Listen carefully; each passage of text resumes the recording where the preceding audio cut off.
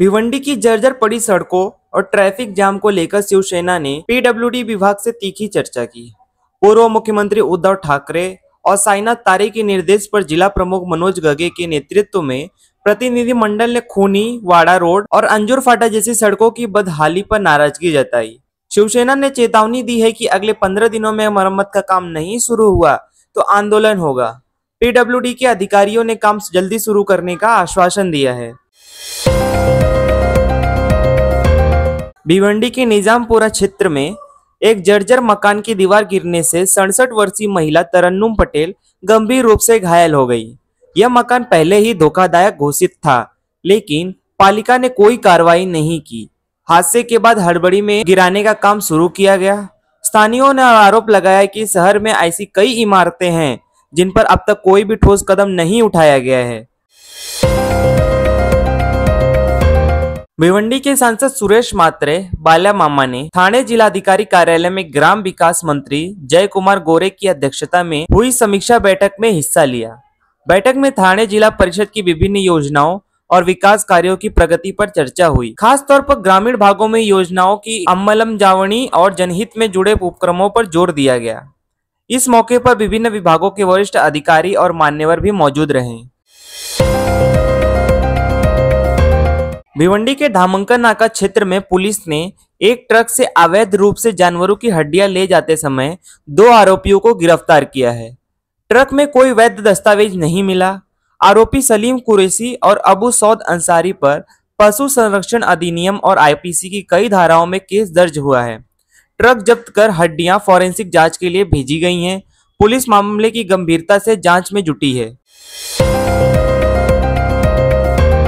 भिवंडी की Mansarovar shopping centre में RSS द्वारा आयोजित रक्तदान शिविर में 133 लोगों ने स्वेच्छा से रक्तदान किया। यह शिविर हिंदवी स्वराज्य दिवस के उपलक्ष्य में हुआ, जिससे वामन राव ओक रक्तपेढ़ी के सहयोग से संपन्न किया गया। आयोजन में नगर संचालक बलराज दौड़ी समेत कई कार्यकर्ताओं की अहम भूमिका रही। लोगों ने इसे मानव सेवा का प्रेरणादायक उदाहरण बताया। भिवंडी के कनेरी क्षेत्र में इक्विटॉस बैंक द्वारा सील किए गए फ्लैट का दरवाजा तोड़कर अवैध घुसपैठ का मामला सामने आया है। आरोपी रबिया सागिर शेख ने बिना अनुमति फ्लैट में प्रवेश कर बैंक की सुरक्षा प्रक्रिया को नुकसान पहुंचाया है।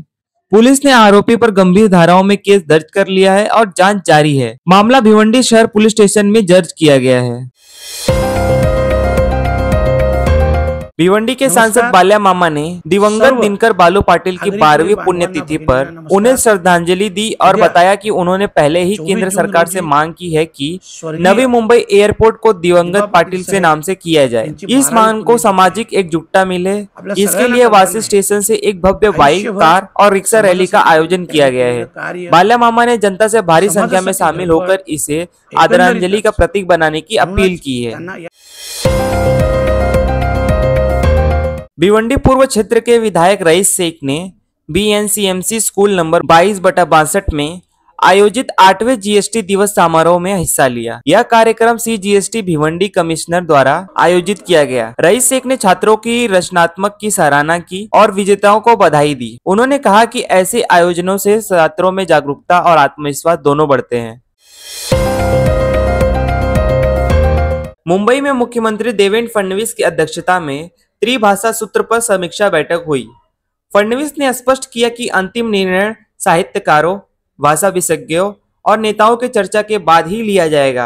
बैठक में तय हुआ कि मराठी छात्रों का नुकसान न हो, इस पर समग्र सादरीकरण और सलाह मशक्कत की प्रक्रिया चलाई जाएगी। अब शालेय शिक्षण मंत्री दादाजी भुसे इस प्रक्रिया की अगुवाई करेंगे। इजराइल और ईरान संघर्ष को लेकर बड़ी खबर सामने आई है। अमेरिकी राष्ट्रपति डोनाल्ड ट्रंप ने घोषणा की है कि दोनों देशों ने टोटल सीज फायर पर सहमति जताई है। हालांकि अब तक ईरान या इजराइल की ओर से इसकी आधिकारिक पुष्टि नहीं की गई है। बीते 12 दिनों में सैकड़ों लोग मारे गए और अमेरिका द्वारा ईरान के न्यूक्लियर ठिकानों पर हमले के बाद तनाव चरम पर था। अब हालात सामान्य होने की उम्मीद जताई जा रही है।